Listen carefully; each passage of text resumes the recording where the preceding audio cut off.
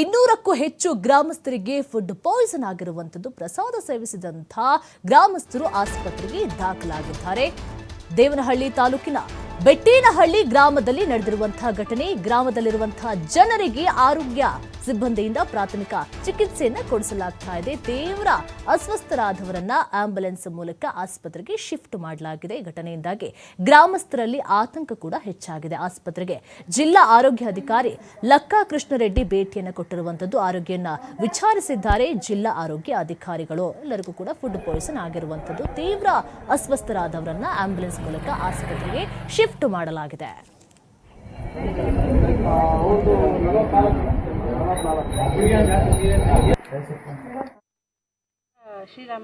ಶ್ರೀರಾಮ ಜಯಂತಿ ಪ್ರಯುಕ್ತ ವರ್ಷ ಅನ್ನಪ್ರಸಾದ ಮಾಡ್ತಾನೆ ಇದ್ರು. ಅದೇ ರೀತಿ ಈ ವರ್ಷನೂ ಗ್ರಾಮಸ್ಥರೆಲ್ಲ ಸೇರಿಕೊಂಡು ಮಾಡಿದ್ದಾರೆ.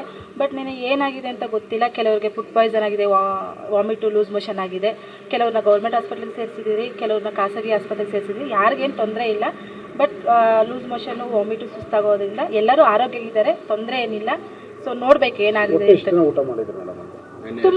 ಊರು ತುಂಬ ಮಾಡಿದ್ರು. ಒಂದು ಮಿನಿಮಮ್ ಒಂದು 300-400 ಜನ ಮಾಡಿದ್ದಾರೆ ಊಟ.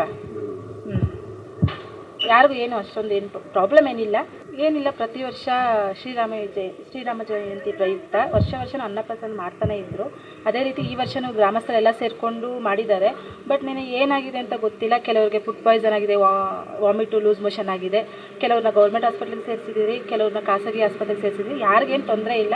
ಬಟ್ ಲೂಸ್ ಮೋಷನ್ನು, ವಾಮಿಟು, ಸುಸ್ತಾಗೋದ್ರಿಂದ ಎಲ್ಲರೂ ಆರೋಗ್ಯವಾಗಿದ್ದಾರೆ, ತೊಂದರೆ ಏನಿಲ್ಲ. ಸೊ ನೋಡ್ಬೇಕು ಏನಾಗಿದೆ ಅಂತ.